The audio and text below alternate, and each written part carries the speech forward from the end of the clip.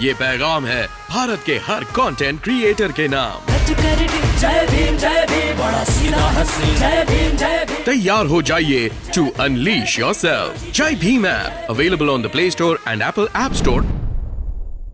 तो हमारी चुनाव यात्रा यूपी के अलग अलग हिस्सों में जा रही है और इस वक्त हम पश्चिमी यूपी की बागपत विधानसभा सीट पर हैं और लोगों का सियासी मूड जानने के साथ साथ हम पार्टियों की तैयारियां भी चेक कर रहे हैं कि पार्टियों ने क्या तैयारी की है। इस वक्त मैं रटोल नाम की जगह पर हूं जहां पे बागपत सीट के अंदर ये गांव आता है और बागपत से अरुण कसाना को बीएसपी ने टिकट दिया है। बीएसपी के कैंडिडेट हैं, इनका ये पार्टी ऑफिस है। यहाँ हम लोग आए हैं और इनसे जानेंगे कि क्या तैयारियां और बसपा की खासकर चुनावी रणनीतियां क्या हैं चुनाव जीतने के लिए, क्योंकि इस बार माहौल बहुत बदल चुका है, उस पर हम बात करेंगे। तो सबसे पहले अरुण जी, बहुत बहुत शुक्रिया समय देने के लिए। कैसे हैं, कैसा हालचाल है? पहले तो मैं आपकी एक बात को ये कहूँगा, ये पार्टी ऑफिस नहीं है हमारा, ये एक हमारी नुक्कड़ सभा। हम यहाँ से निकले तो हमने नुक्कड़ सभा करी है। अच्छा। तो ये क्योंकि मुझे बताना पड़ेगा जरूरी, आजकल चुनाव आचार संहिता का पालन करते हुए हम नुक्कड़ सभा की है हमने। तो जितना हमको थोड़ा 5 लोग हम थे, हमारे यहाँ मिल गए हमारे समर्थक, तो हमने है नुक्कड़ सभा। तो इस बार तो रैली वैली पे रोक लगी हुई है, फिजिकल रैलियों पे चुनाव आयोग ने रोक लगाई है, वर्चुअल ज्यादा माहौल चल रहा है, तो फिर थोड़ा मुश्किल हो रही है चुनाव प्रचार में। कैसे मैनेज कर रहे हैं आप लोग? देखिए, जो वर्तमान सरकार है उन्होंने अपना काम तो रैली का और उसका सब पब्लिक तक पहले कर चुके हैं। जो विपक्षी दल हैं, जैसे हमारी बहुजन समाज पार्टी ही है फाइट में, तो उनको ताकि लोगों से ज़्यादा संपर्क ना कर सके तो ये रोक लगा रखी है। लेकिन फिर भी मैं ये कहना चाहूँगा कि सरकार किसी मुगालते में ना रहे। बहुजन समाज पार्टी जो है, बहन जी ने इसी स्तर तक पहुंचा रखी है कि हमें प्रचार अगर खुले में भी नहीं मिला तो हमारा सोशल मीडिया है, हमारा जनसंपर्क अभियान है, डोर टू डोर अभियान है, वो किसी तरह से हम पीछे नहीं हटेंगे और जन जन तक हमारी बात पहुंचेगी और हम बहुमत में बहुत ही तरीके से आएंगे। जैसे 2012 में हमने यहाँ बागपत सीट जीती थी, उससे भी ज़्यादा हम जीत हासिल करेंगे। आपने रैलियों की बात की, तो बसपा ने कोई बहुत बड़ी रैलियां नहीं की। कांशीराम साहब के परिनिर्वाण दिवस पे एक रैली की लखनऊ में, बड़ी रैली हुई, बहुत विशाल रैली हुई, हमने देखी। उसके बाद बड़ी रैलियां नहीं की, तो उसका नुकसान हो सकता है या क्या, उसके भरपाई कैसे होगी? नहीं, हमारी बसपा सरकार की नीति ऐसी है कि हमें अगर रैली की इजाज़त भी नहीं मिली, हमारी बड़ी रैली भी नहीं हुई तो कोई फर्क नहीं पड़ता, क्योंकि हमारी पार्टी के कार्यकर्ता ना एंड तक है, मतलब जो लास्ट तक जाता है जनता का, वहाँ तक सबको पता है। बेशक हमारी रैली नहीं भी होंगी तो हमारी नीति जो सरकार ने फैसले लिए पिछड़े वर्गों के लिए या निचले तबके के लिए, कोई भी सर्वजन हिताय सर्वजन सुखाय सरकार का, उसका नीति का पालन किया, तो इससे हम पे कोई फर्क नहीं पड़ता हमारी पार्टी पे। बिल्कुल हम पूरी फाइट में। अरुण साहब, आपकी पार्टी मैनिफेस्टो घोषित नहीं करती, लोगों को बताती नहीं कि हम क्या आपके लिए फायदा करेंगे जब सरकार में आएंगे जी। दूसरी तरफ अभी अखिलेश यादव हैं, वो ओल्ड पेंशन को बहाल करने की बात कर रहे हैं, वो शिक्षा मित्रों को पक्का करने की बात कर रहे हैं, वो तमाम वादे कर रहे हैं। तो आप जनता के पास जब जाते हैं तो उनको कैसे समझाते कि हम आपके लिए फायदेमंद कैसे होंगे, उनको कैसे कन्विंस करते हैं? जनता को पता है, पहली बात तो हमें बताने से पहले ही पता है कि बहुजन समाज पार्टी उनके हित में क्या क्या काम करती है पहले से ही। आपने देखा होगा हमारी पिछली सरकारों में 4 बार हमारी सरकार बनी प्रदेश में, तो जब भी हमारी सरकार आई तो जनता के हित के सारे काम बहन जी ने किए।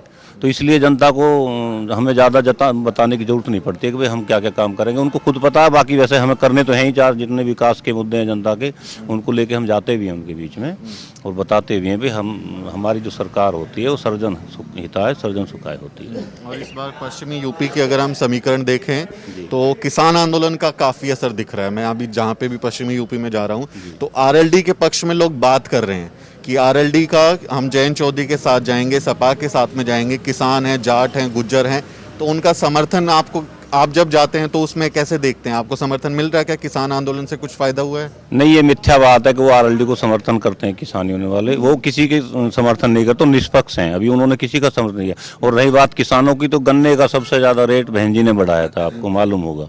तो उनको पता किसानों को बहन जी उनके हित में काम करती है, तो इसलिए वो किसान यूनियन वाले भी किसी का समर्थन नहीं कर रहे हैं। भाई अपने अपने हिसाब से जो अच्छा काम करेगा उसको समर्थन देगी जनता। और वर्चुअल रैली की जहाँ तक बात है, अभी आपके यहाँ पे जो है फिजिकल रैलियाँ तो हो नहीं रही है, लेकिन बीएसपी हमने देखा कि सोशल मीडिया पे बहुत एक्टिव नहीं रही। अभी हाल फिलहाल में बहन जी का अकाउंट बना, पार्टी का अकाउंट वेरीफाइड हुआ, और बीएसपी के मुकाबले आप देखेंगे तो समाजवादी पार्टी ने या बीजेपी ने बहुत ज़बरदस्त तैयारी की हुई है, लगातार वर्चुअल रैली भी कर रहे हैं, प्रेस कॉन्फ्रेंस भी लाइव होती है, तो उसमें टक्कर देने की कहाँ तक है? मतलब आपका पर्सनल सोशल मीडिया कैंपेन कैसा चल रहा है? नहीं, हमारा पर्सनल सोशल मीडिया बहुत अच्छी तरीके से चला हुआ है, पूरा यूथ जुड़ा हुआ है और हमारा कार्यकर्ता पूरे क्षेत्र के कोने कोने तक, एंड कोने तक मौजूद है। तो हमें जिससे उनसे किसी भी चीज़ से हम पीछे नहीं है, वो मुगालते में ना रहे हैं कि भाई पहले उन्होंने वो कर रहे हैं, हम किसी चीज़ में कम नहीं रहेंगे उनसे, बहुत मजबूती से चुनाव लड़ रहे हैं और पूरे ज़्यादा अंतर से जीतेंगे। अब की बार लग रहा है सरकार बनाएंगे 5वीं बार? बिल्कुल बनाएंगे निश्चित, क्योंकि वर्तमान सरकार आप पता ही है वो दमनकारी नीति अपना रही है, उनसे किसी का ख्याल ही नहीं है, उन्हें उनसे जनता से मतलब ही नहीं रहा, तो इसलिए हमारी सरकार आ रही है। मैं अभी कुछ व्यक्तिगत सवाल पूछूंगा। जी। बहन जी ने आपको क्यों चुना? बात हुई होगी, मुलाकात हुई होगी, कुछ मसलों पे बात हुई होगी, तो आपको क्यों चुना? बहन जी ने इसलिए चुना कि मैं पुराना कार्यकर्ता हूँ बसपा में, 2007 से जुड़ा हुआ हूँ।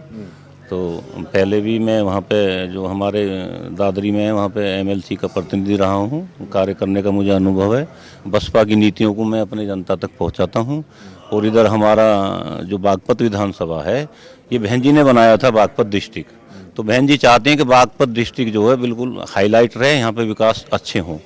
तो ना तो मेरा कोई क्राइम का वो है मामला, ना मुझ पर कोई आज तक मुकदमा भी, बिल्कुल सीधा सरल व्यक्ति हूँ, किसी से कोई गुटबाजी भी नहीं है। इसलिए बहन जी ने चुना कि हमारा समाज, दलित समाज और ये एक गुर्जर समाज मिलकर, जब दो गुर्जर समाज और दलित समाज मिलेंगे तो हमारे जो जितने भी समाज हैं, जो निचले वर्ग के हैं, वो सब एक साथ जुट के और भारी मत से हम जीत हासिल करेंगे। आपने गुज्जर समाज की बात की, सारे तीनों जो मेजर पार्टियां हैं, तीनों के जो कैंडिडेट हैं वो गुज्जर हैं।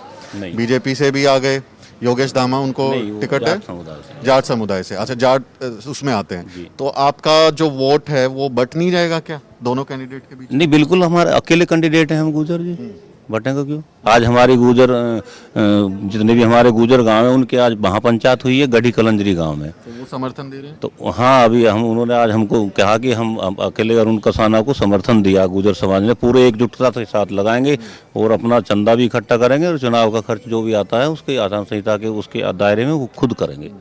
आपके गुज्जर सम्राट मिहिर भोज को लेके बड़ा बवाल हुआ, दादरी में वहाँ पर मूर्ति लगाई थी, योगी भी आए थे, फिर उसमें विवाद हुआ। और अभी मैं देख रहा हूँ तो बागपत में हर जहाँ पे भी गुज्जर बहुल आबादी है तो तस्वीरें लगी हुई हैं, मूर्तियाँ लगी हुई हैं, तो मिहिर भोज एक चुनावी मसला भी बन गए हैं। तो आप भी उसे के बारे में जब जाते हैं, लोगों से बात करते हैं, लोग आरोप लगाते हैं बीजेपी पे कि लड़ाई करवा दी, अपमान किया हमारे जो राजा थे उनका, तो इस मसले पे भी कैंपेन है क्या? जी बिल्कुल, आपको मालूम होगा कि बहन जी ने तो समर्थन किया कि हम हमेशा हिस्ट्री पढ़ते हैं कि राजा जो मिहिर भोज गुर्जर थे, गुर्जर सम्राट मिहिर भोज पढ़ते आए हैं, हिस्ट्री में पढ़ा है। और बहन जी ने तो तुरंत कहा था इस बात का, जब वो मामला उछला था तुरंत समर्थन किया था कि गुर्जर थे मिहिर सम्राट। और हम जहाँ जहाँ जा रहे हैं अभी यही बीजेपी की जो दमनकारी नीति है उनको भुगतना पड़ेगा खामियाजा इसी चुनाव में। और ये जो हिंदू मुस्लिम वाला एंगल है, आपके पश्चिमी यूपी में मुजफ्फरनगर दंगा भी हुआ था और अभी भी योगी जो है वो लगातार बयान दे रहे हैं कि 20 बनाम 80 है ना, 20 माने मुस्लिम और 80 बनाम वो सबको बोलते हैं हिंदू। तो हिंदुत्व की राजनीति का जवाब कैसे देंगे आप लोग? ये तो आपके यहाँ पर भी है, माहौल है, मैं बात करता हूँ लोगों से तो दिमाग में तो है उनके। ये समाज का वातावरण बिगाड़ने के लिए, सौहार्द खराब करने के लिए सब ये इनकी ये एक सोची समझी साजिश होती है। हमारी पार्टी धर्मनिरपेक्ष पार्टी है, यहाँ पे सभी वर्गों का, सभी धर्मों का बराबर हिस्सा रहता है, तो इसलिए आपकी बराबर वाली सीट कैराना पे, आपके यहीं कैराना की सीट पे गृह मंत्री जो है वो आए, पर्चे बांटते डोर टू डोर जाके, घर घर गए, पर्चे बांटे, खूब भीड़ भी थी। तो जो चुनाव आयोग के नियम हैं वो अलग अलग तो नहीं है पार्टियों के हिसाब से? बिल्कुल अलग अलग है, पूरा सत्ता का दुरुपयोग किया जा रहा है। आप देखो, हम अभी परमिशन के लिए जाते हैं, आज तक हमारा कार्यालय नहीं खुला, हमें गाड़ी की परमिशन नहीं मिली है, जबकि हमारी राष्ट्रीय पार्टी है, हम झंडा नहीं लगा सकते, हम सामग्री नहीं रख सकते। तो और वो खुद देखो क्या आचार संहिता का उल्लंघन कर रहे हैं, देश का गृह मंत्री। तो आप खुद देख रहे हैं, आप जनता तक इस बात को पहुंचाइए, तो भेदभाव हो रहा है जी। बिल्कुल। आपको भरोसा है जीत का? बिल्कुल निश्चित, 100%। हर कैंडिडेट को अपनी जीत का भरोसा होता है और हम अरुण कसाना जी को शुभकामनाएं देते हैं। क्या नतीजे रहते हैं वो आपको 10 मार्च को पता चल जाएंगे और किसकी सरकार बनेगी वो भी साफ हो जाएगा। फिलहाल अरुण कसाना जो कि बागपत सीट से बीएसपी के कैंडिडेट्स हैं, उनसे हमने बात की, उनका पक्ष जानने की कोशिश की। आपका इस मसले पर क्या कहना है, इनकी बात से आपको इत्तेफाक रखते हैं तो अपना कमेंट करें और हमारे चैनल को सब्सक्राइब जरूर करें। मेरा नाम सुमित चौहान है और इस वीडियो स्टोरी में मेरी मदद कर रहे हैं मेरे सहयोगी मोहित। अगले किसी वीडियो में मिलते हैं साथियों।